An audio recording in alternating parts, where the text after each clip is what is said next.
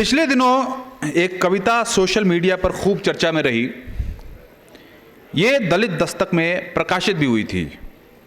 ये कविता थी, भीमराव का दलित नहीं यह गांधी जी का हरिजन है। दर्शकों से पूछना है, कितने लोगों ने सुनी है ये कविता? वाह। तो अब जरा संभल कर बैठ जाइए। हमारे बीच एक ऐसी शख्सियत मौजूद है जो जब कविता पाठ के लिए खड़े होते हैं तो समय जैसे ठहर सा जाता है। हम बुलाना चाहेंगे सूरजपाल चौहान जी को। दलित दस्तक इस बात के लिए उनका आभारी है कि जब हमने सूरजपाल सर से इस कार्यक्रम में कविता पाठ के लिए आग्रह किया तो उन्होंने इसे स्वीकार किया। जोरदार तालियों से स्वागत करिए सूरजपाल चौहान जी का। अब मैं दो बातें जोड़ दूँ यहाँ पे। सूरजपाल चौहान जी अभी दांत का ऑपरेशन करवा के आ रहे हैं और चूँकि इस कार्यक्रम में इनको आना था तो इनकी स्थिति नहीं थी आने की, फिर भी ये आए। और दूसरा, आनंद सर का बहुत धन्यवाद, जो लगातार बीमार चल रहे थे, लेकिन जब हमने उनसे रिक्वेस्ट किया कि सर आज रहना है क्योंकि उनके बिना चीज़ें अधूरी रहती, तो वो भी तमाम बीमारी के बावजूद, तमाम दिक्कतों के बावजूद आज यहाँ मौजूद हैं। सूरजपाल चौहान जी।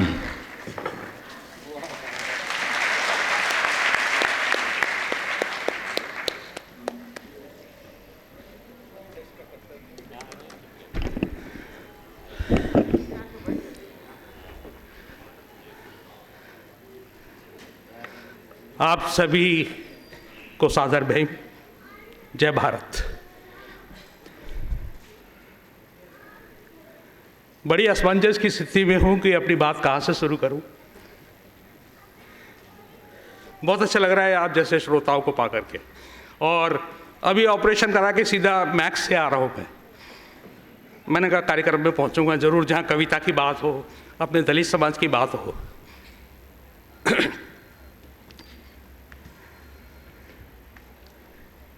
कविता पढ़ने से पहले कुछ लोग अपने जैसे मन के उद्गार भाषण से प्रेषित करते हैं।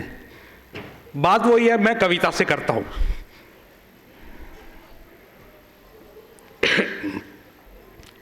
लेकिन कुछ एक बात जो अभी चला है, सहारनपुर सबीरपुर वाला, उसमें मैं रस्ते में सोचता आ रहा था बोलूं ना बोलूं, लेकिन अपने ही समाज के लोगों के साथ बात न की जाए तो ये भी अच्छा नहीं है। बाबा साहब ने हम सबको एकता के सूत्र में बांधा, जीवन भर संघर्ष करते रहे। हमें उन्होंने एक शेड्यूल में बांधा, शेड्यूल कास्ट, शेड्यूल ट्राइब्स। बहुत दिनों से परेशान हूँ। लड़ाई लड़नी अच्छी बात है, लेकिन इसके पीछे हम लोग बहाव में बह जाते हैं। हमारे आंदोलन दिग्भ्रमित हो रहे हैं। कल को धोबी लिखेगा द ग्रेट धोबी, कल को पासी लिखेगा द ग्रेट पासी, भंगी भी लिखेगा द ग्रेट भंगी। ये सब क्या है?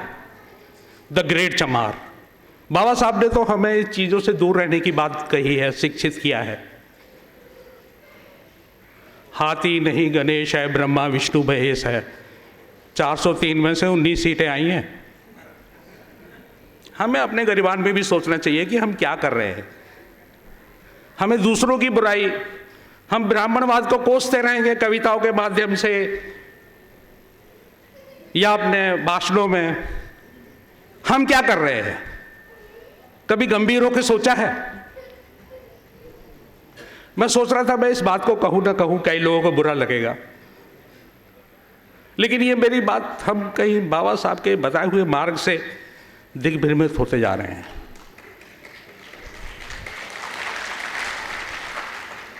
ये क्या है? सब पढ़े लिखे लोग, मेरी समझ से तो बाहर है। ये मेरे अपने विचार हैं, आप सोचिए इसके बारे में। क्या बाबा साहब ने हमें यही सिखाया था कि नकली बौद्धों की भी सुन लो, कथनी करनी में अंतर, बात कर रही है बौद्ध धर्म की, घर में पड़े वेद मंत्र। बाबा की तस्वीर लगाते इनकी मैया मरती है, यह दलितों की बस्ती है। बोतल महंगी तो क्या है, देसी थैली सस्ती है, यह दलितों की बस्ती है।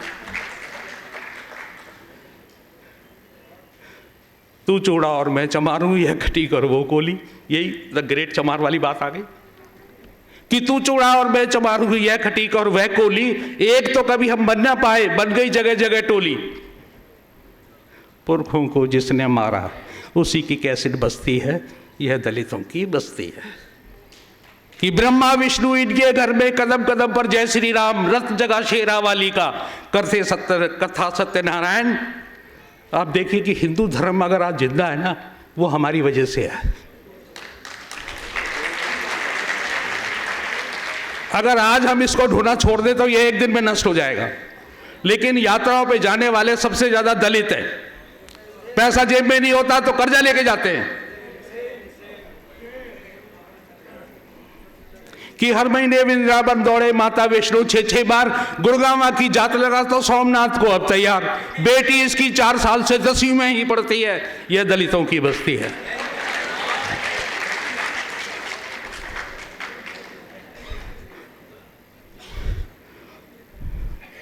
बहुत बुरा हाल है समाज का। हम पढ़े लिखे लोग भी दिख भ्रमित हैं, क्या हो रहा है ये सब। कविता पढ़ते हैं, तालियां बजाते हैं, सुन के चले जाते हैं और तालियों से स्वागत कर देते हैं, लेकिन वो क्या रहा है। फिर एक बात याद आ गई, फिर लोग नाराज होंगे, लेकिन मैं कहने से नहीं चूकूंगा। सर हम पढ़ लिख गए, अपने घरों में बनेनियां ला रहे हैं, होड़ लगी हुई है पंडिताइन बनेनियां लाने की। मेरे समाज की बहन बेटियां कहां जाएंगी। हम आपस में दलितों में विवाह संबंध क्यों नहीं है। 70 साल हो गए आजादी को, नकली बुद्धिस्ट बने हुए हैं, आपस में शादी ब्याह नहीं करते। बहन बेटियों का कोई रोटी बेटी का संबंध नहीं है। कर लो ऐसे हॉल में आके बैठ लो, मेरी कविता सुन के चले जाओ, ताली पीट के, करना कुछ मत।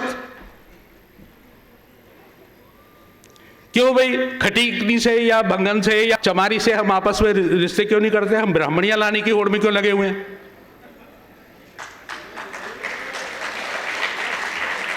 दूसरों पे दोष देते हैं हम, हाय ब्राह्मण ने मार डाला, ब्राह्मणवादियों ने हमें मार डाला।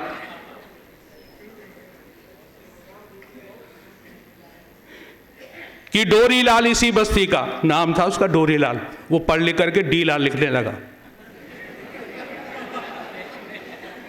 कि डोरी लाल इसी बस्ती का, कोटे से अफसर बन बैठा, उसको इनकी कड़ी क्या पड़ी, अब वो दूजों में जा बैठा। बेटा पढ़ लिख कर शर्मा जी, बेटी बनी अवस्थी है, यह दलितों की बस्ती है।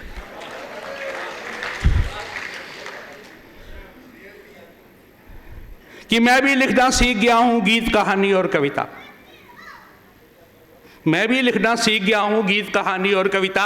इनके दुख और दर्द की बातें मैं भी भला कहां लिखता, कैसे पाऊं ज्ञानपीठ में चिंता यही खटकती है, यह दलितों की बस्ती है। हमारे राइटरों का भी यही हाल है, हुक्का भर रहे हैं वामपंथियों का, चमचागिरी कर रहे हैं, पुरस्कार मिल जाए, पुरस्कार की लाइन में लगे हुए हैं। समाज की किसी को चिंता नहीं है।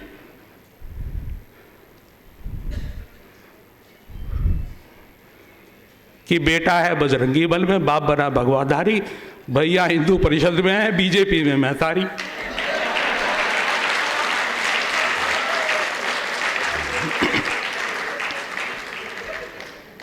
नौ दुर्ग में इस बस्ती के घर घर ढोलक बस्ती है, यह दलितों की बस्ती है।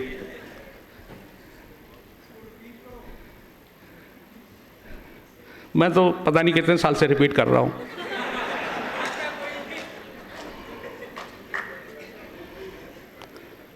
कि इस बस्ती के घर घर में रोज महाभारत मचता, करवा चौथ पे बरती रहती, कैसी तू क्यों ना भरता। लात और घूसा चले रात दिन, रो रो उम्र गुजरती है, यह दलितों की बस्ती है। बहुत मन से निकली हुई, परेशान होकर लिखी हुई कविता है। जब हम कहीं जाते हैं,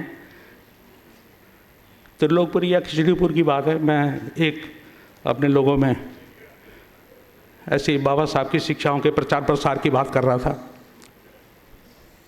पिन ड्रॉप साइलेंट था जैसे अभी है। मेरी बात को लोग बड़े ध्यान से सुन रहे थे। मैंने सोचा मेरी बातों का प्रभाव पड़ रहा है। एक आदमी उठा कुर्ते की बाजू ऊपर करते हुए, और किसी चमार का देखा है ये तो बाबा साहब की बात कर रहा है, किसी चमार का ला गए। अब उन महामूर्ख को यही नहीं पता कि बाबा साहब चमार थे कौन थे। ये हाल है समाज का कि ब्याह बारात में बलि चढ़ाते, मुर्गा घेंटा और बकरा, बेटी का जब नेक करे तो मांस पकाते देग भरा। जितने ज्यादा देग बनाए उसकी उतनी हस्ती है, यह दलितों की बस्ती है। बहन बेटी का जब नेक कर रहे हैं तो दारू के साथ। हम लोग पढ़ लिख कर उनको नहीं समझाते, अरे ये नहीं समझने वाले यार, ये नहीं सुधरने वाले। कभी उनके बीच में जाके काम किया है? नहीं किया। मैंने नीली कमीज और सफ़ेद पैंट पहन ली, मैं अफसर बन गया, बस मुझे अपने से मतलब है। कभी उनके बीच में जाके काम किया हो, उन्हें समझाया हो कि भाई बाबा साहब कौन थे? नहीं। उनके बीच में जाने में घृणा आती है उन्हें। हम सल्लूकास कहलाएंगे। घर में ब्रह्मा विष्णु की तस्वीर लगाएंगे, बाबा साहब की नहीं लगाएंगे, क्योंकि आने वाला देखेगा अरे अच्छा बाबा साहब की तस्वीर लगी हुई है, सल्लूकास्ट होगा। ये बात सच है कि नहीं है?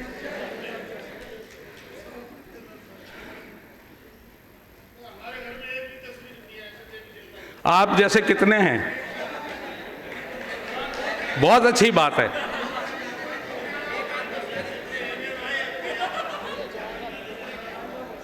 कि मठ मंदिर के फेर में इसकी है मति भंग। मठ मंदिर के फेर में इसकी है मति भंग, बाबा साहब को भूल कर बजा रहा मृदंग। कि बामन, आप तो मेरे अपने समाज के हैं तो तालियां पीट रहे हैं। जब बामन लोग या गैर दलित मेरी कविताएं सुनते हैं तो क्या हाल होता है उनका। कि बामन मुझको देखकर मारे विस्फुफकार, एकदम कि बामन मुझको देखकर मारे विस्फुफकार, मैं भी डटकर सामने रहा उसे ललकार। आजा बेटा, बहुत सताया तुमने। गप्पी साहित्य लिख लिख करके बहुत इतराए। अब दलित साहित्य सच्ची बात लिखता है तो पोल खोलता है, पोल खोलता है तो इनके सीने पे सांप लौटता है। 6वीं शताब्दी के बाद दलित साहित्य में एकदम सन्नाटा है। ये तो बाबा साहब की कृपा से हम लोगों के हाथों में कलम आ गई, पढ़ लिख गए, अब इनकी पोल खोलने लगे तो उनको बेचैनी है।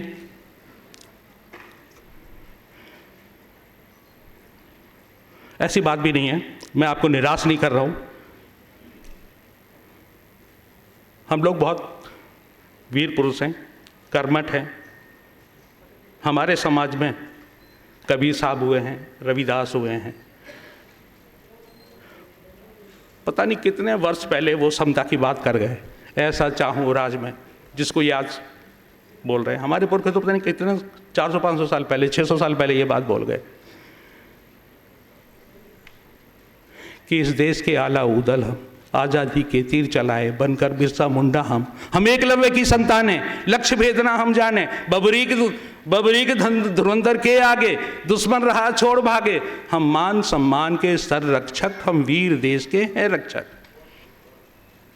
ऐसी बात नहीं है कि दलितों की बस्ती आई। आज़ादी की लड़ाई में हमारे कितने वीर पुरुष हुए हैं, लेकिन उन्होंने उसके ऊपर कलम नहीं चलाई। जलियांवाला कांड के ये बड़े उससे बात करते हैं गरम जोशी के साथ। आपको पता है वहाँ 200 आदमी थे उस जलियांवाला बाग में, मात्र 200 आदमी, और उसमें 185 मरने वालों में 185 दलित थे। और उस सभा का नेतृत्व कौन कर रहा था? बुद्धराम चूड़ा और नथु धोबी।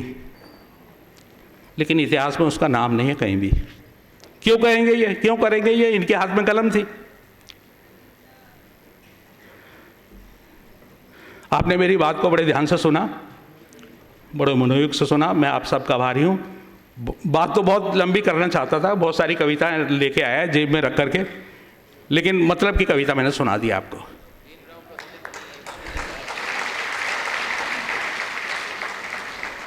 रोज सवेरे मंदिर जाता करता है मंगल उपवास, शनि देव की करे अर्चना, बेटा इसका राम निवास, जय जगदीश हरे आंगन में, घर में इसके कीर्तन है। भीमराव का दलित नहीं है, यह गांधी का हरिजन है।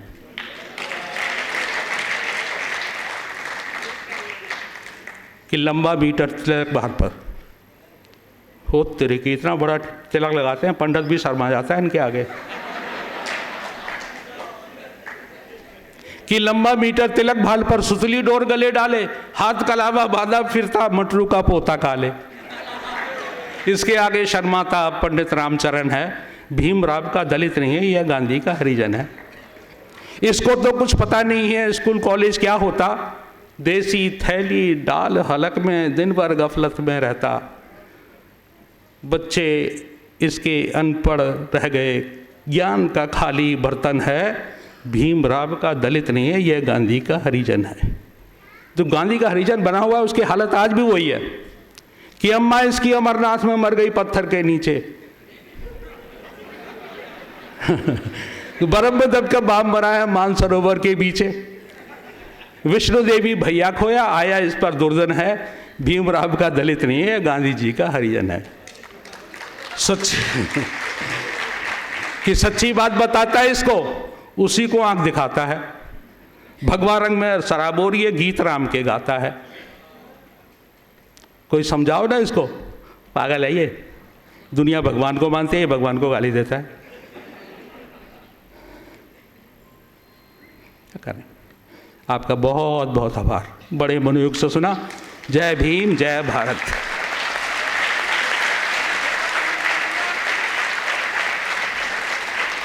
शुक्रिया सूरजपाल चौहान साहब, बहुत बहुत शुक्रिया।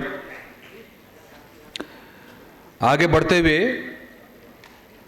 अब हम आपको एक और उभरते हुए शायर हैं, युवा हैं और हिंदी से ज़्यादा उर्दू में लोग उन्हें जानते हैं। उनकी शायरी के कायल ए.आर. रहमान भी हैं। हाल ही में यूट्यूब पर उनके कार्यक्रम को देखकर ए.आर. रहमान ने उन्हें चेन्नई में बुलाया था। हम आमंत्रित करते हैं बहुजन समाज के उभरते हुए शायर राजीव रियाज उर्फ राजीव प्रियदर्शी को। राजीव रियाज उर्फ राजीव प्रियदर्शी।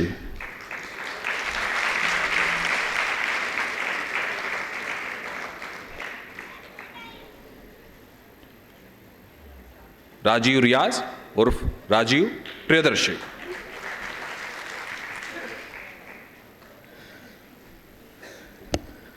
मुअज़्ज़िज़ ख़वातीन व हज़रात, जय भीम। साहिब सद्र से इजाज़त चाहता हूँ। दरअसल सदारत एक ऐसी शख्सियत के ज़ेरे एहतमाम चल रही है जो एक ऐसी रोशन मीनार हैं जिन्हें देखकर हम सब अपने रास्तों का अंदाज़ा लगाते हैं कि हमें जाना कहाँ से। आली मर्तबत प्रोफेसर विवेक कुमार साहब और तमाम मुअज़्ज़िज़ मेहमानान, आप सबकी इजाज़त से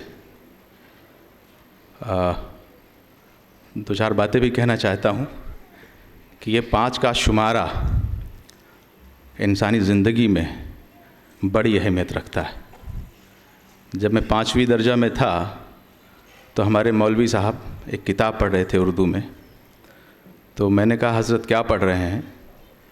तो उन्होंने मेरे शहर प्रतापगढ़ के एक बहुत बड़े शायर जलील मानिकपुरी साहब के 4 मिसरे पढ़े कि कुछ यादगारे शहरे सितमगर ही ले चलें, आए हैं इस गली में तो पत्थर ही ले चलें, इस शहरे बेचराग में जाएगी तू कहाँ, आए शबे फिराक तुझे घर ही ले चलें। दोस्तों, हम अपना मुस्तकबिल खुद चुनते हैं। आज हम जो हैं उसको हम कहीं न कहीं माजी में चुन चुके होते कि हमें यही होना है। हमने भी वही उन्हीं पत्थरों को चुन लिया। उन 4 मिसरों का नशा इस कदर तारी रहा जहन पर कि मैं शायर हो गया। और उन्हीं पत्थरों का इंतखाब मेरे अज़ीज़ दोस्त अशोक दास साहब ने भी किया। मैं उनको मुबारकबाद पेश करता हूँ। कोई सरकारी नौकर हो सकते थे, किसी पहाड़ में जाके फ़ोटो खिंचवा सकते थे और किसी होटल में खाना खाते हुए फेसबुक पे डाल सकते थे, लेकिन उन्हें पत्थरों को चुना। और पत्थर जब अपने मकाम पर पहुँचता है तो वो खुदा हो जाता है। एक बस तू ही नहीं मुझसे खफा हो बैठा, मैंने जो संग तराशा वो खुदा हो बैठा। तो जब मैं दुआ करता हूँ और इस उम्मीद भी करता हूँ कि इन पत्थरों को जिनको इन्होंने मुंतखब किया है, ये इसको एक मकाम तक ले जाएंगे। बहरहाल मैं शायरी की जानिब चलता हूँ। तो अभी 2 रोज़ पहले एक मुख्यमंत्री, उप मुख्यमंत्री जो सांसद भी हैं, उनको मैंने सुनाया था, वो नाराज़ हो गए थे, बोले मेरे सामने ही पढ़ रहे हैं। तिहाड़ जेल में पढ़ा था, फिर से पढ़ता हूँ। सर इजाज़त चाहता हूँ कि शिकारियों के किसी जानलेवा खेल में हूँ, शिकारियों के किसी जानलेवा खेल में हूँ, अजब नसीब है जो वक्त की गुलेल में हूँ। शिकारियों के किसी जानलेवा खेल में हूँ, अजब नसीब है जो वक्त की गुलेल में हूँ। वो कत्ल करके भी बैठे हुए हैं संसद में, मैं एक रोटी चुरा कर तिहाड़ जेल में हूँ। बहुत शुक्रिया, आदाब, बहुत शुक्रिया। शिकारियों के किसी जानलेवा खेल में हूँ, अजब नसीब है जो वक्त की गुलेल में हूँ। वो कत्ल करके भी बैठे हुए हैं संसद में, मैं एक रोटी चुरा कर तिहाड़ जेल में हूँ।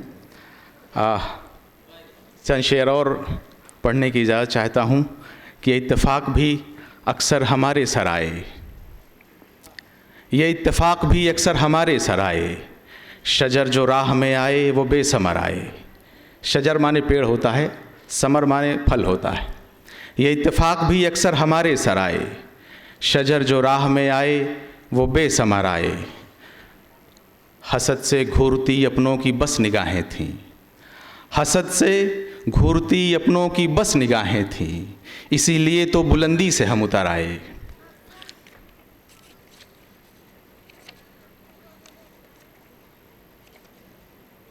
दयारे कल्ब से उसके निकल रहा हूँ मैं। अदबी शायरी है, आपको शायद उतना मज़ा ना आए, इसके बाद आप वाली शायरी पढ़ूँगा कि दयारे कल्ब से उसके निकल रहा हूँ मैं, उसके दिल से निकल रहा हूँ मैं। दयारे कल्ब से उसके निकल रहा हूँ मैं, लगे है संग के पैकर में ढल रहा हूँ मैं। मेरे ही खून से शादाब ये ज़मीं होगी। सर की नज़र करता हूँ ये शेर कि मेरे ही खून से शादाब ये ज़मीं होगी। पहाड़ बर्फ़ का हूँ और पिघल रहा हूँ मैं।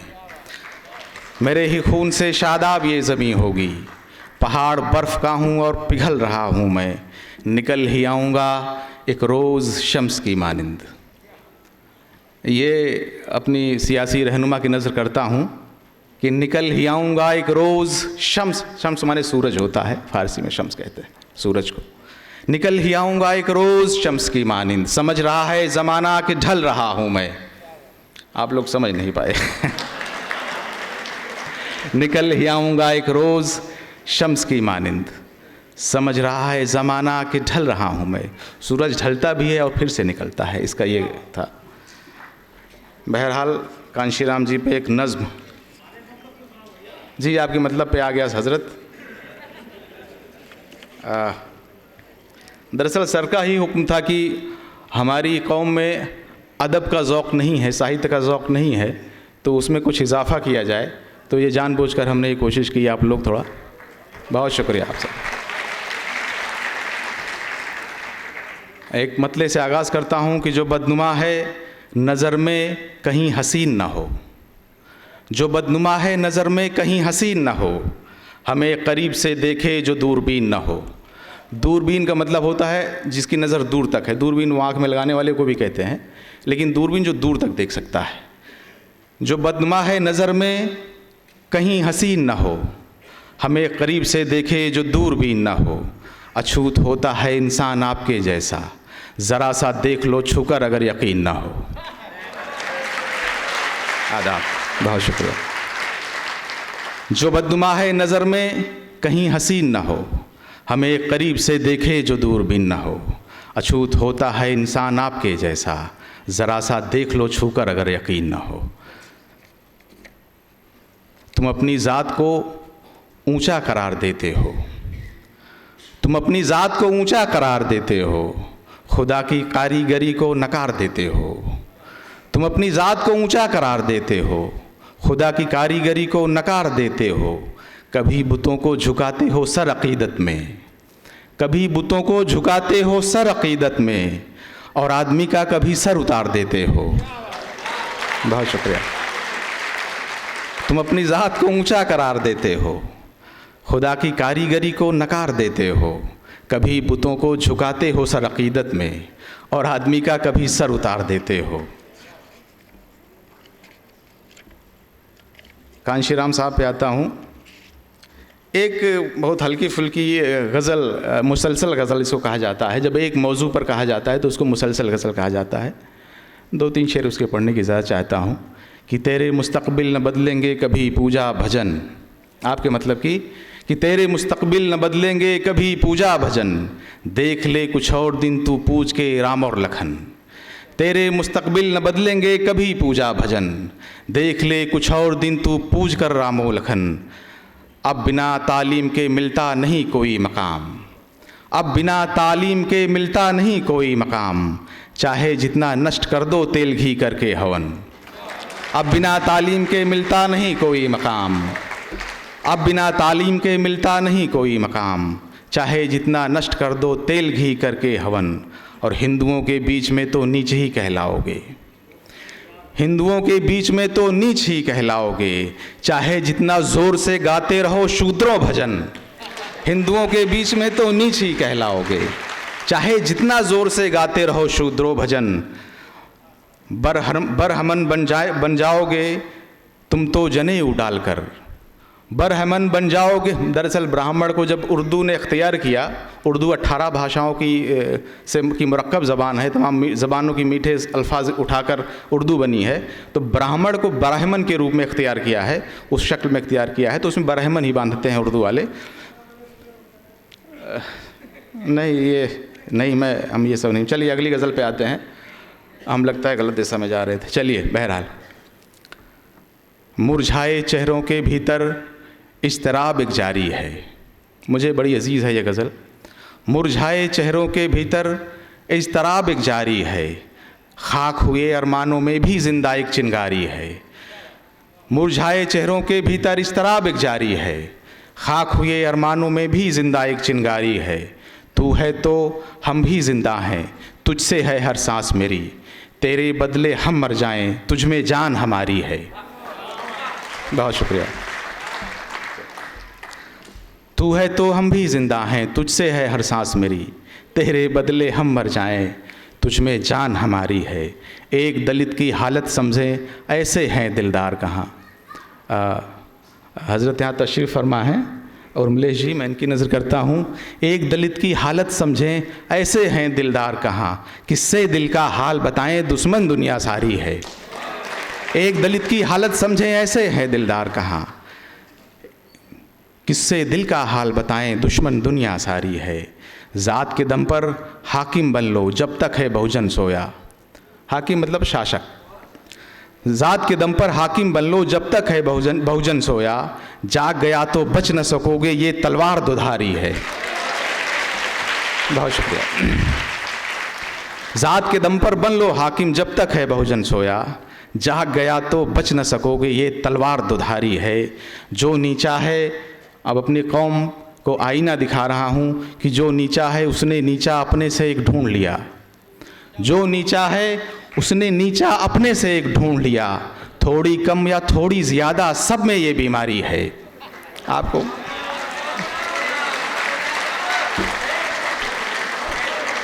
बहुत देर से पहुंच रहा है आप तक ये मेरी बात। ट्यूबलाइट एक पिक्चर रिलीज हो रही है। जी, जो नीचा है उसने नीचा अपने से एक ढूंढ लिया, थोड़ी कम या थोड़ी ज़्यादा सबको ये बीमारी है। और सारे ऊंची ज़ात बनो, ऐसी ऊंचाई का क्या काम, सारे ऊंची ज़ात बनो।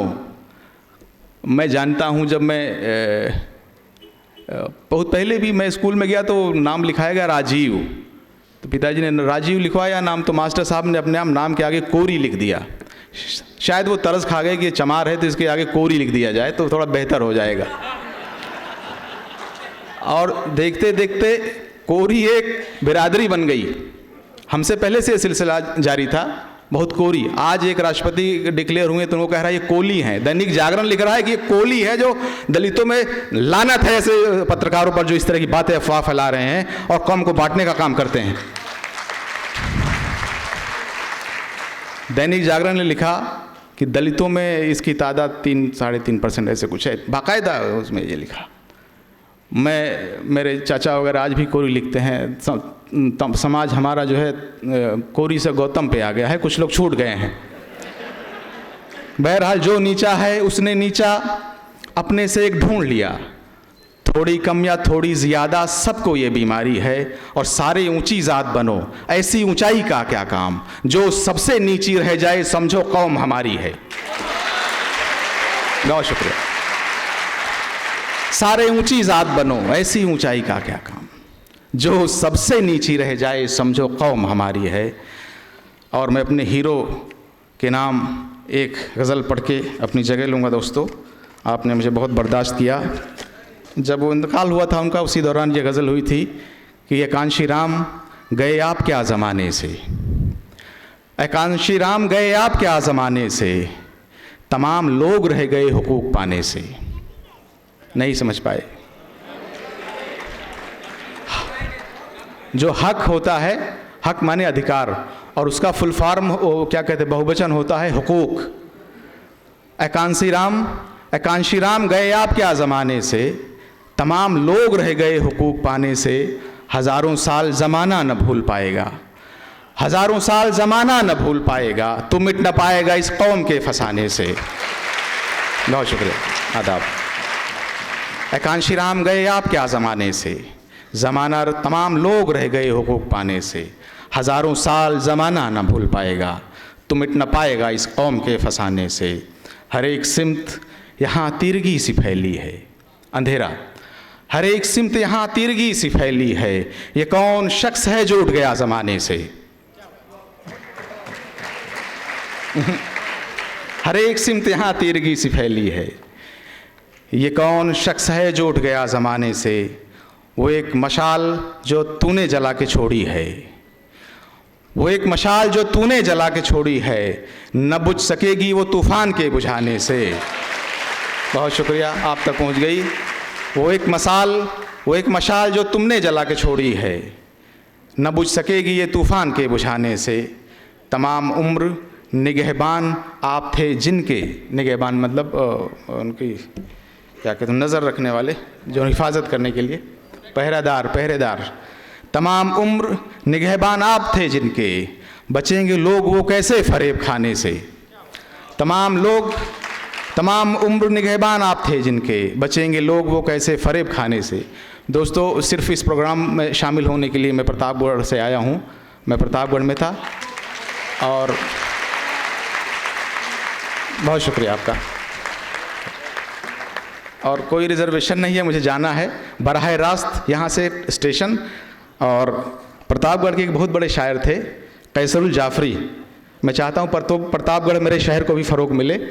उनकी गज़लें और नज़में आप सब जानते हैं, उनका नाम नहीं जानते थे। उन्होंने कहा है, मेरी मंजिल है कहाँ, मेरा ठिकाना है कहाँ, सुबह तक तुझसे बिछड़कर मुझे जाना है कहाँ, सोचने के लिए एक रात का मौका दे दे, हम तेरे शहर में आए हैं मुसाफिर की तरह।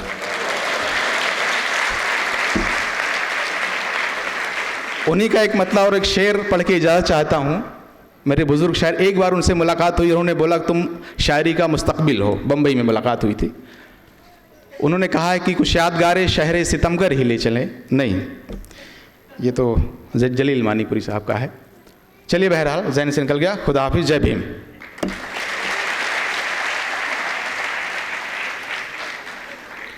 शुक्रिया राजीव प्रियदर्शी साहब, बहुत बहुत शुक्रिया आपका। ज़ोरदार तालियों से राजीव प्रियदर्शी का स्वागत करें आप लोग। अब हम कार्यक्रम के लगभग आखिरी पड़ाव पे पहुंचने वाले हैं।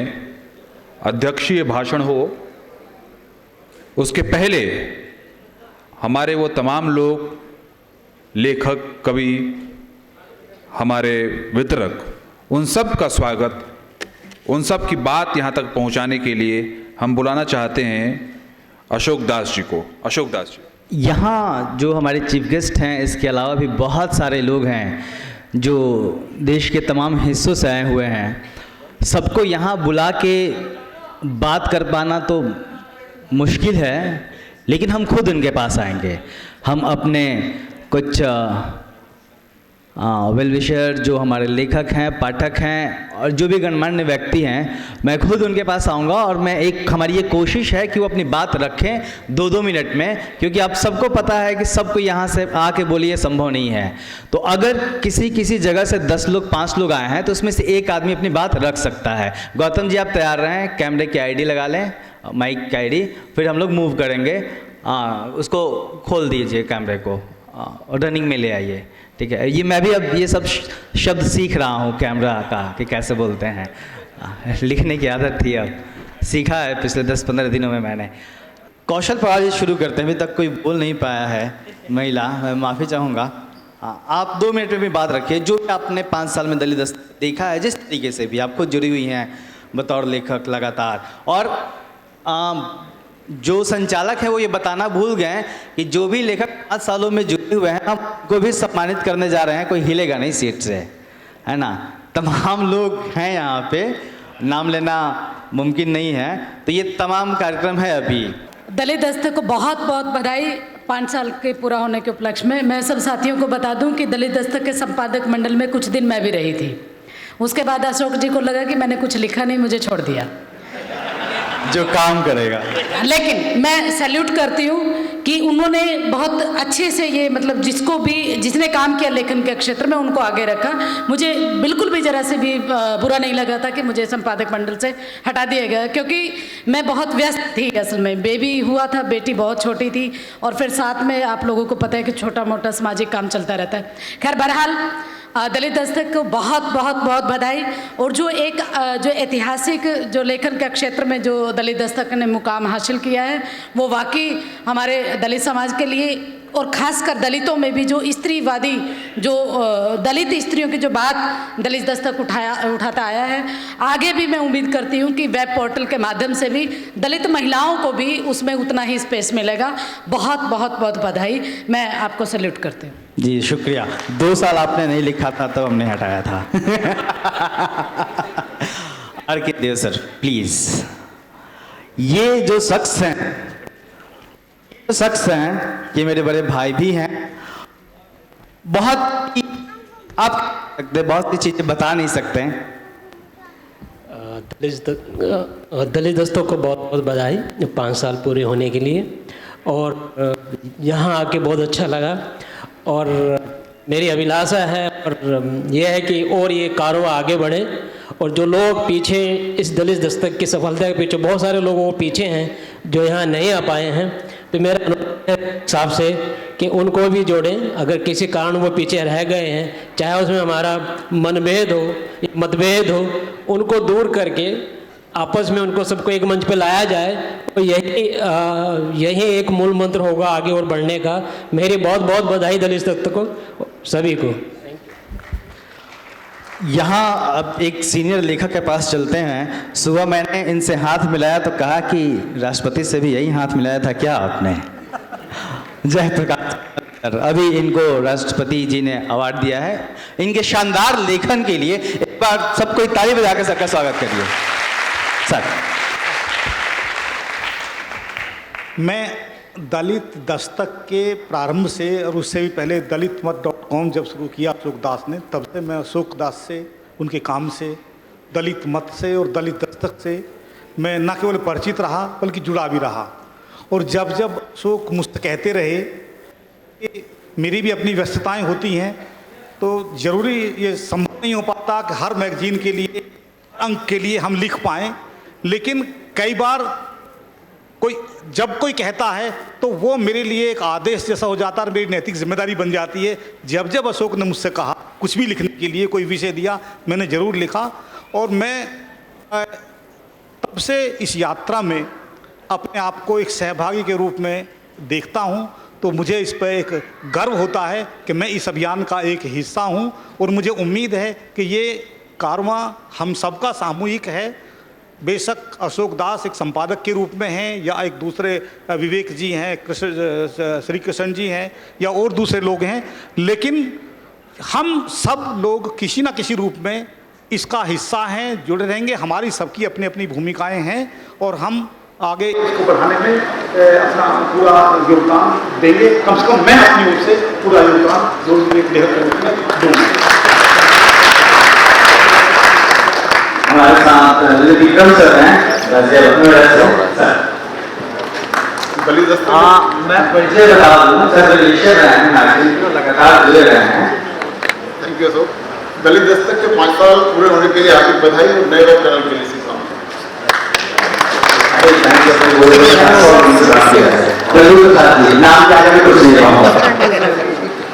सामाजिक परिवर्तन आंदोलन के लिए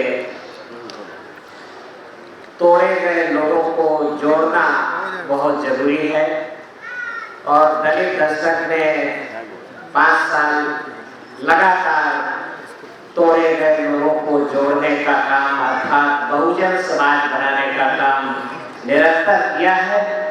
5 साल पहले जब मैं अशोक दास जी से मिला था लखनऊ में, तो मैंने ये संदेह पैदा किया था कि ये दलित शब्द मुझे अच्छा नहीं लगा, पर दलित दस्तक ने बहुजन समाज बनाने का काम किया है। इसके लिए बहुत बहुत बधाई देशवासियों को। और आज वेब चैनल लॉन्च किया है, इसके लिए बहुत बहुत बधाई। और मैंने केवल एक बार मानव कांशीराम साहब को भारत रत्न की बात चल रही थी तो उस समय लिखा, बाकी मैं लिख नहीं सका। आगे मैं कोशिश करूंगा कि हर अंक में आपके साथ जुड़ सकूं। धन्यवाद। और मैं ऐसे व्यक्ति के पास जा रहा हूँ जिन्होंने कई बार कहने के बावजूद भी एक भी लेख नहीं लिखा, दैट इज फन। आपकी चिंताबाजी है। लगभग 5 साल पहले जब अशोक दास जी ने मुझे फ़ोन किया, मैं गुजर में कहा कि मैं दलित दस्तक शुरू करने वाला दलित मत, तो मैंने बहुत संदेह किया। मैंने कहा कि नहीं, आप नहीं कर सकते। इसलिए नहीं कर सकते क्योंकि मुझे विश्वास था कि अपने लोग बहुत वादा करते हैं, ऐन मौके पे पीछे हट जाते हैं। हम में वो जज्बा नहीं होता कि हम लंबे समय तक चल सकें, लंबे समय तक उस क्वालिटी को मेंटेन कर सकें। तो मैंने अशोक दास से कहा था कि आप अगर अपने दम पे कर सकते हो तो आप सफल होंगे, अगर आप अपने दम पे नहीं कर सकते तो आप असफल होंगे। क्योंकि मैं लगातार सैकड़ों पत्रिकाओं को शुरू होकर के फिर क्वालिटी मेंटेन नहीं करते हुए देख चुका हूँ। लेकिन मुझे खुशी है कि मुझे वो आशंका गलत साबित हुई है और हम लोग जाहिर सी बात है लेख नहीं लिखेंगे, लेकिन बहुत सारे वेब चैनल के लिए बहुत सारे प्रोग्राम हम लोग होस्ट करेंगे। अशोक दास जी के साथ मेरा वादा है और वेब चैनल को और मजबूती लिखना और लिखने का फर्क यही है। राजेंद्र कश्यप जी सर बहुत ही सम्मानित हैं हमारे लिए। सर लगातार जुड़े रहे हैं शुरुआत के दिनों में, और जो दलित दस्तक आप लोगों तक पहुंची है तो डाक विभाग में एक कुछ टर्म्स कंडीशन होते हैं, वहाँ पे सर ने शुरुआत में बहुत मदद की। मैं चंद्रा सर से भी बात करना चाहता था लेकिन वो दिख नहीं रहे हैं। सर अगर आप फोन कर सके और आस पास हो तो प्लीज उनको बुलाएं। सर मैं अपनी तरफ से दलित दस्तक के 5 वर्ष पूर्ण होने पर आपको, अशोक दास जी को, प्रोफेसर विवेक कुमार जी को शुभकामना देता हूँ। मुझे गर्व है कि पिछले 4 वर्षों के इसके पूरे अंक मेरे पास हैं, जिसको मैंने एक किताब के रूप में बाइंड करके अपनी खुद की लाइब्रेरी में रखा है।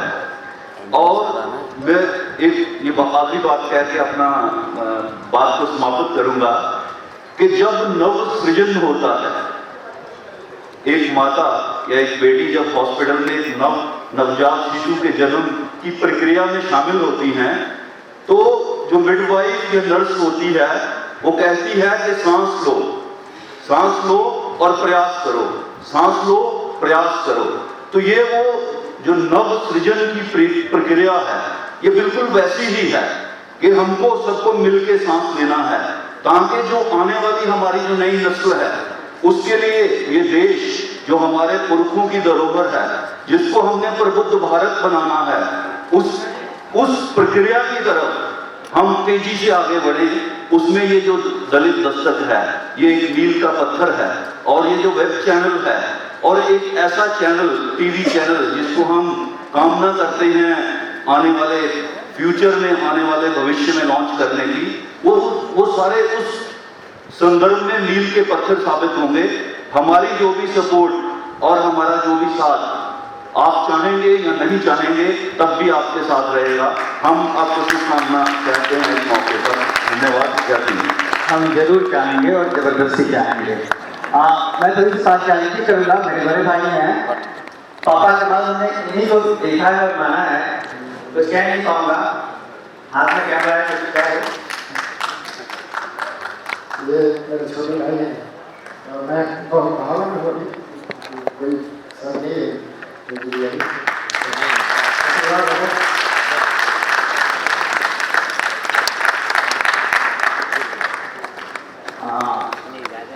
गौतम बहुत ही वरिष्ठ आदमी जो इतने आराम से इतने पीछे बैठे हैं, और पिछले दिनों जंतर मंतर पे मिल गए थे सर, मैंने ऐसे ही बात की और वो 4 दिन में इन्होंने इतनी जोरदार बात कही कि 15,000 क्रॉस कर गया है। 15,000 से ज्यादा लोगों ने देखा है। सर धन्यवाद। बहुत बहुत मुबारक इस दलित दस्तक को। आपने शायद ज्योतिबा फुले ने जिस तरह से कहते हैं कि 2 लकड़ी उन्होंने अपनी भांजी और अपनी भतीजी को जब पकड़ाई होंगी तब ये नहीं सोचा होगा कि आने वाले वक्त में महिलाओं के लिए शिक्षा के स्तंभ ज्योतिबा फुले और सावित्रीबाई फुले के नाम से इतिहास रचा जाएगा। आपने भी दलित दस्तक को बना करके इस देश में हमारी आवाज़, बहुजन की आवाज़ बनाने के लिए वही इतिहास रचा है। इसके लिए बहुत बहुत मेरी तरफ से साधुवाद। मैं एक बात जरूर कहना चाहूँगा कि हम ये लड़ाई लड़ना क्यों चाहते हैं। 2 लाइन है किसी और कवि की, एक तन पर सोने के तार खींचे, एक तन पर सूद का तार नहीं, इसलिए बगावत करते हैं ये न्याय हमें स्वीकार नहीं। एक एकड़ में बनी हवेली है, रहते केवल 2 प्राणी हैं। एक एकड़ में बनी हवेली है, रहते केवल 2 प्राणी हैं। एक कमरे में 10 प्राणी हैं, सो सकते पैर पसार नहीं, इसलिए बगावत करते हैं ये न्याय हमें स्वीकार नहीं। अब वक्त आ गया है कि है नहीं शमशीर अपने हाथ में तो गम नहीं, है नहीं शमशीर अपने हाथ में तो गम नहीं, हम कलम से ही करेंगे कातिलों के सर कलम। जय भीम, जय भारत। अब मैं ऐसा व्यक्ति के पास जा रहा हूँ, जब दलित दस्तक शुरू हुई थी तो ये 40 किलोमीटर का घर है जो ये दलित दफ्तर ढूंढते हुए चले आए थे। आज अपने बच्चों के साथ आए हैं रामपाल दोनिया जी, और ये हर साल दलित दस्तक के कार्यक्रम बिल्कुल शुरू में आते हैं और बिल्कुल आखिर में जाते हैं। जैसे सैकड़ों लोग हैं, उन्हीं की वजह से दलित दस्तक चल रही है। 5 सालों में आपने जो भी देखा, जिस तरह से भी देखा, आपके कोई सुझाव हो, सब शर्माते। हाँ बोलो। सबसे पहले मैं दलित दस्तक की जो टीम है उसको बधाई देता हूँ। 5 साल का जो संघर्ष इन्होंने किया है, बहुत जबरदस्त संघर्ष किया है, और ऐसी प्रतिभा मैं समझता हूँ आज देश में नहीं है। और मैं अशोक दास जी को सिर्फ 2 लाइन कहूँगा कि करुणा फिर जरूरत पड़ी तो हम देंगे लहू का खून चिरागों में जलाने के लिए। जय हिंद, जय भारत। बीच की 2 लाइनों में जो बैठे हैं वो ये है समझे कि हमने उनको छोड़ दिया। इन्होंने एक लेख लिखा था कांसीराम और रामचंद्र, इतना शानदार लेख था, हमने उसको अपनी हमारी किताब आने वाली है उसमें भी उसको स्थान दिया है। बहुत विद्वान है ये भी और तमाम तरह से सक्रिय रहते हैं। यहाँ कोई सारे एक्टिविस्ट हैं, इसके अलावा किसी की कोई पहचान नहीं, सबको हम लेखक और समर्थक के रूप में देखते हैं। राजनागर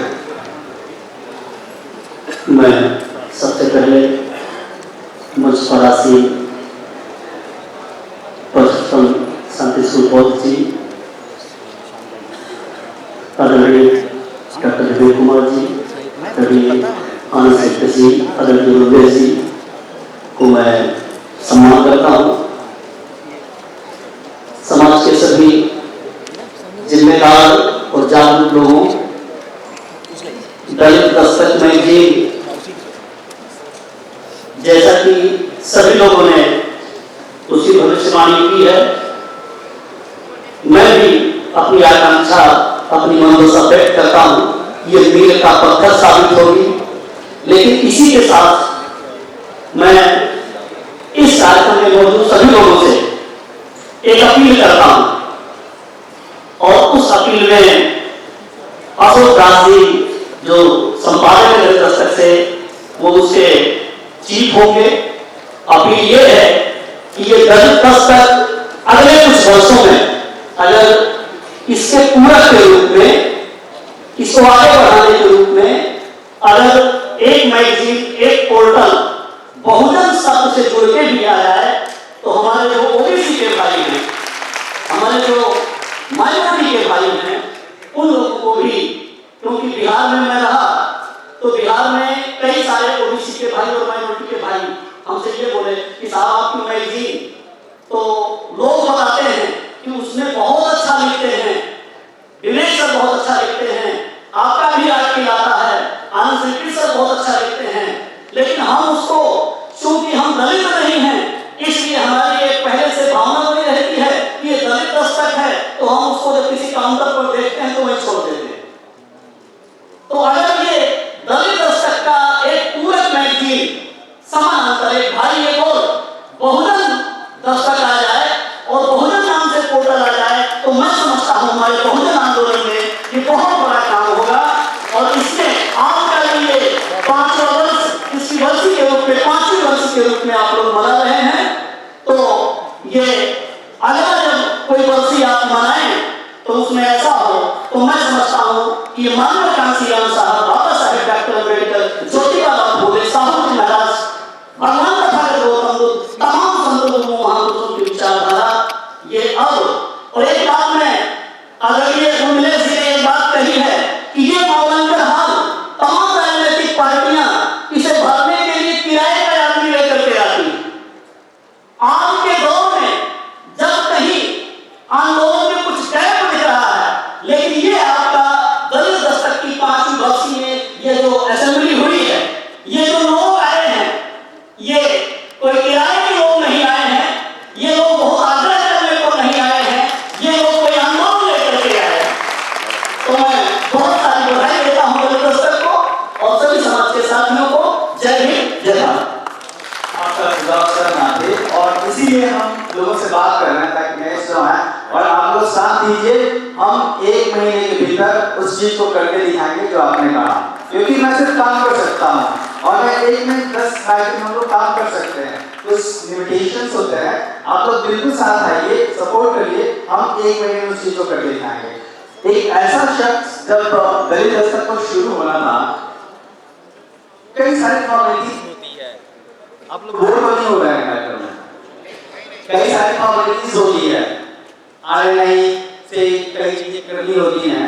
सबसे बड़ी चीज होती है कि आरएनआई वाले ये कहते हैं कि आप एड्रेस प्रूफ दो, आप कहाँ रहते हो उसका प्रूफ दो, आप कहाँ से दफ्तर चलाओगे उसका प्रूफ दो, और वो चीज दिल्ली में साबित करना बहुत मुश्किल होता है, क्योंकि दिल्ली में कोई अपना एड्रेस प्रूफ देने को तैयार नहीं होता। लेकिन मैं उन खुशकिस्मत लोगों में से था हूँ जिसको बहुत मुश्किल नहीं हुई, और एक शख्स ने ऑफर किया कि आप मेरे घर का पता यूज करिए, यहीं से सारा वेरिफिकेशन यूज कराइए, सारा वेरिफिकेशन करवाइए, और आज भी दलित दस्तक का जो रजिस्टर्ड ऑफिस का एड्रेस है वो वही है, 804 के ब्लॉक, मंगोलपुरी, हीरा राजस्थानी जी।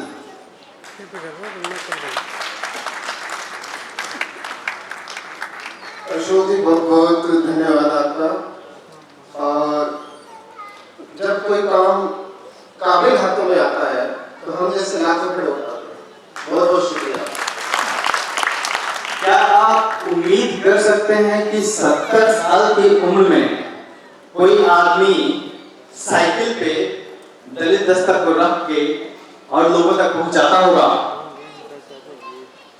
मैं तो उम्मीद नहीं कर सकता। और अगर ऐसा संभव है तो सिर्फ आंदोलन में ही संभव है और दलित आंदोलन में ही संभव है। मैं इस शख्स के आगे सर झुकाता हूँ क्योंकि ये उम्र में मेरे पिता समान हैं, श्याम सिंह जागृति जी मेरठ से।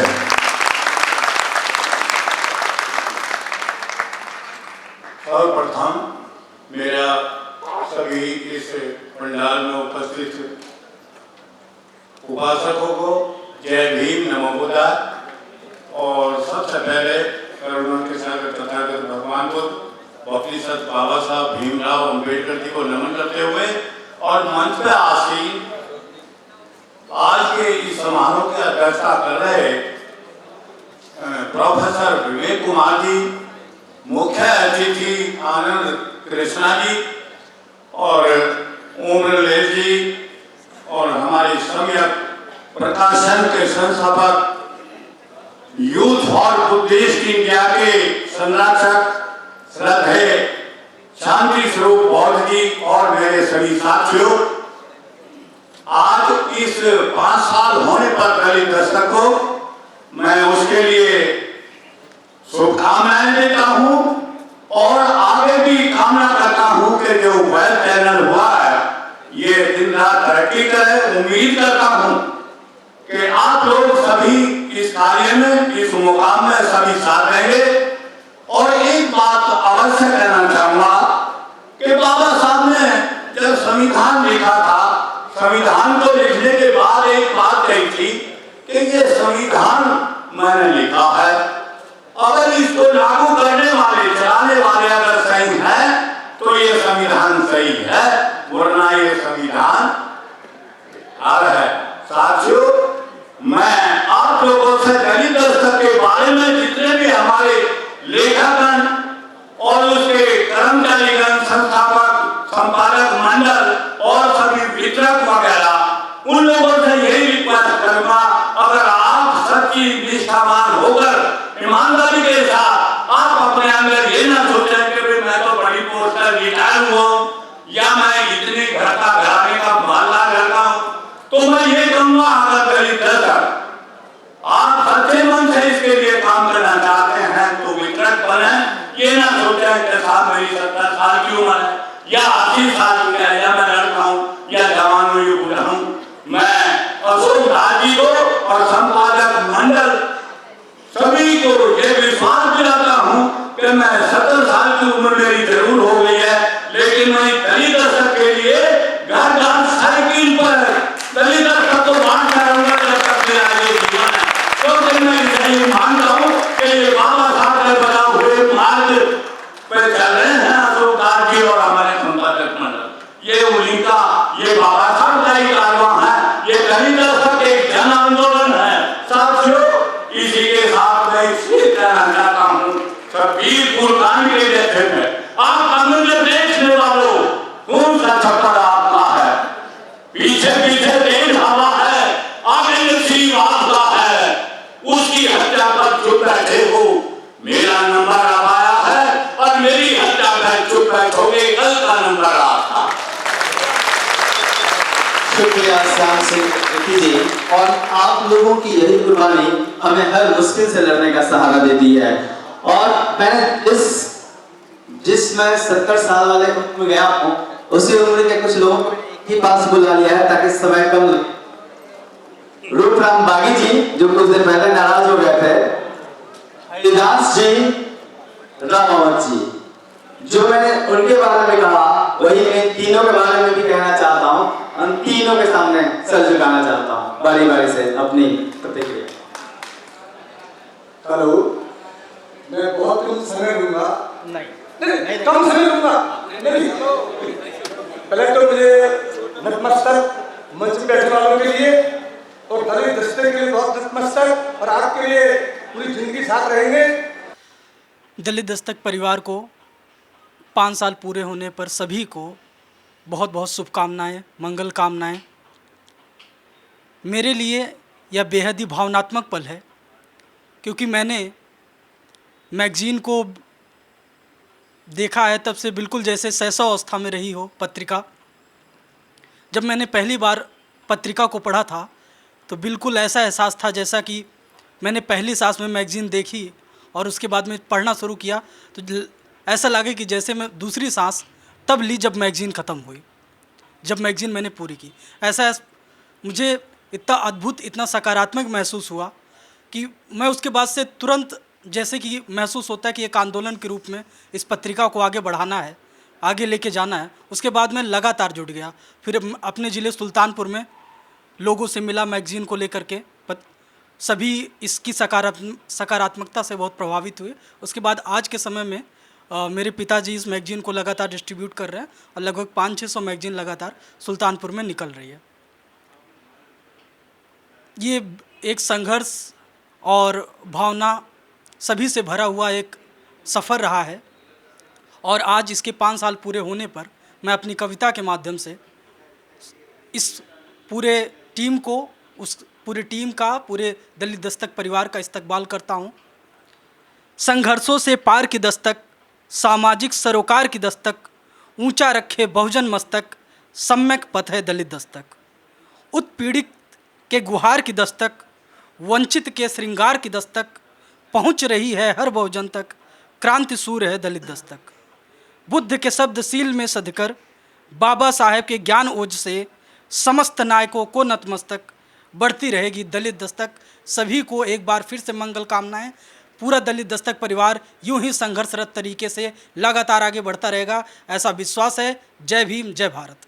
सभी खेते में बैठे हुए सभी का करते हुए, वंदन करते हुए तथा भगवान बुद्ध के चरणों में नमन करते हुए मैं इस दलित दस्तक के जितने संगठन के अधिकारी और जितने कार्यकर्ताओं का अभिवादन और बधाई देता हूँ। और मैं हमारे विधानसभा के लोकपुरी में करीब 3 से दलित दस्तक बढ़ती है। मैं पूर्वांचल से बिलोंग करता हूँ। हमारे पूर्वांचल में जितने जिले सारी ये पत्रिका धूम मचा रखी है, जितने जागरूक हमारे पूर्वांचल के हुए आज तक कहीं नहीं हुए।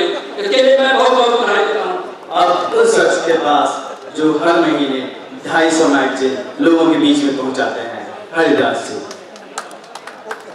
सर्वप्रथम करुणा के सागर तथागत बुद्ध परम पूज्य बोध सत्य बाबा साहब डॉक्टर अम्बेडकर के चरणों में श्रद्धासुमन अर्पित करता हूँ और मंच पर बैठे हुए सभी सम्मानित गण और भाई अशोक दास जी को हार्दिक अभिनंदन करता हूँ।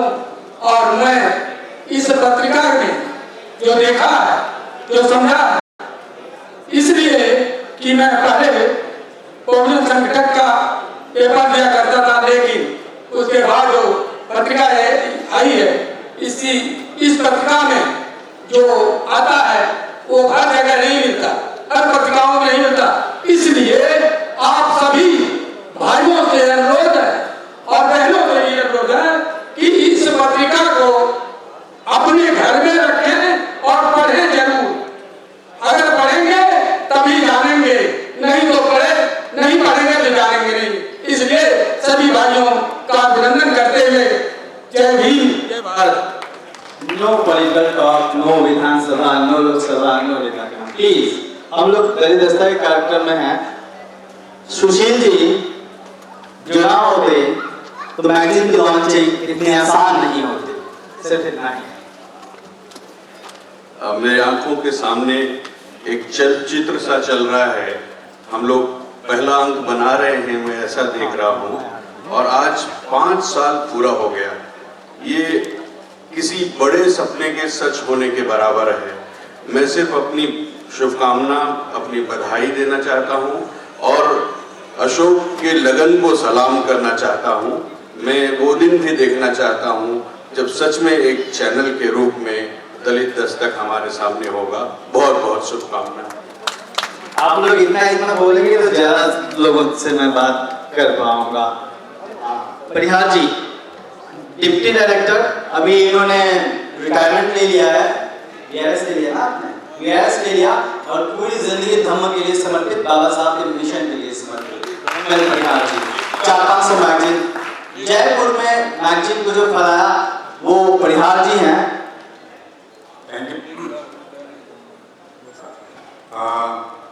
अशोक जी की इस मुहिम को सलाम और एक लाइन कि अंधेरों को कह दो कि कहीं और घर बना ले, अंधेरों से कह दो कहीं और घर बना ले, इस देश में बाबा साहब की रोशनी का सैलाब आने वाला है। और ये सैलाब लेके आ रहे हैं अशोक जी दलित दस्तक के जरिए। मैं दलित दस्तक की 100 कॉपी मंगाता हूँ और अपने फ्रेंड्स को देता हूँ, और मुझे खुशी है कि इस दलित दस्तक ने मेरी साथ को भी कायम रखा, क्योंकि जिन लोगों को मैं देता था वो पत्रिका के नाम पे डरते थे, लेकिन आज वो जब किसी महीने का पहला वीक शुरू होता है तो वो मुझे कॉल करके डॉक्टर साहब मैगजीन आ गई क्या। तो ये एक हमारे लिए बड़ी गौरव की बात है कि जहाँ पत्रिकाएं मर रही हैं वहाँ दलित दस्तक वापस अपने दलित दस्तक का बोधि वृक्ष के ऊपर नई नई कोपलें खिल रही है और वो लहरा रही है। हम सबका फर्ज होता है कि इस बोधि वृक्ष को हम फले फुलाने के लिए सींचे। दलित दस्तक की पूरी टीम को साधुवाद बधाई। हमारे मित्र जो कहानी सुना रहे थे दफ्तर शुरू होने की, वो ये बताना भूल गए थे, एक बात बताना भूल गए थे, उसको जोड़ना चाहता हूँ कि दलित दस्तक में जो दरवाजे लगे थे वो देहरादून से आए थे और देहरादून के ONG से आए थे, और वो अनिल जी ने भेजा था। अनिल जी जो लोग अनिल जी हरिदास जी उनकी पूरी टीम आज सुबह पहुंची है, प्लीज कर दिया हरिदास जी। और देहरादून में उत्तराखंड में मैगजीन को पहुंचाने में लोगों का बहुत सहयोग। पहले तो मैं अशोक दास जी की जो कि उनके लिए क्वालिटी है कि हाँ जो भी काम करते हैं परफेक्शन के साथ करते हैं, और शायद मुझे लगता है कि पैशन है एक परफेक्शन का, और बहुत ही अच्छी तरह से कार्य करते हैं। तो आप से ये प्रोग्राम को भी वो सब देख रहे हैं, इस तरह से हमने इसको इम्प्लीमेंट किया है, इस तरह से इसको कंसीव किया है, और वही कहीं ना कहीं गुणवत्ता जो होती है वो उनकी मैगजीन में भी होती है। और साथियों इनके साथ जो संबंध था वो पहली जो मैगजीन थी वो मेरे मित्र हैं वो BBC मेरठ के हैं, वो उन्होंने पूछाई थी, और पहले अंक जब हमारे सामने आया और उसको देख के लगा कि हाँ मैगजीन काफ़ी अच्छी है, और उसके बाद हमने इनसे सहयोग किया, और उसके बाद मैं और हरिदास जी दोनों मिल के देहरादून में मेंबरशिप कार्यक्रम किया, और सच में आज 5 साल हमको लग रहा है कि हमने आज जो भी एक लेजिटशिप है कि अशोक दास की एक बहुत अच्छा एक क्वालिटी है कि इनको एक जोड़ने का। अब ज़्यादा तारीफ करेंगे आवाज़ बंद हो जाएगी। अच्छा तो ज़्यादा मत मैं लेते हुए मैं इनको जो 5 साल का इनका सफर है और इनकी जो इनका जो प्लानिंग है उसके लिए मैं इनको मंगलकामना करता हूँ, शुभकामनाएं देता हूँ। Thank you. Thank you Anil ji, पूरी देहरादून से आए लोगों को। अब मैं इसको समाप्त करता हूँ, लेकिन 1-2 लोगों तक मैं पहुँचना चाहूँगा। मैं सुरेश राव जी हैं क्या यहाँ पे? सुरेश राव जी चले गए हैं। चलिए मैं बात करना चाहता था कि सुरेश राव जी से बात हो, लेकिन वो मौजूद नहीं है, और बहुत लोग हैं जिनसे बात करनी थी और मैं करना चाहता भी था, लेकिन हमने एक बनाया था कि हाँ जो लोग लगातार मैगजीन से जुड़े हुए हैं, जिन्होंने मैगजीन को लोगों तक चाहे किसी भी तरीके से जिन्होंने लगातार लिखा है, जिन्होंने लगातार लोगों तक मैगजीन पहुंचाई है, जो लगातार हमारे साथ खड़े रहे हैं, उनसे बात करना ज़्यादा जरूरी थी। इस बात से आप सभी लोग सहमत होंगे। तो मैंने उन्हीं लोगों को चुना कि जो लोग लगातार 5 सालों से साथ चल रहे थे उन तक पहुँच पाऊँ, क्योंकि सबसे बात करना संभव नहीं है। मैं सुब्रम सिंह जी से बात करना चाहता था जो आगरा से हैं, मैं कुसुम वियोगी सर से बात करना चाहता था जो वरिष्ठ साहित्यकार हैं, और तमाम लोगों को। अब चलते हैं कार्यक्रम दूसरी तरफ। गौतम जी शुक्रिया, जय हिंद।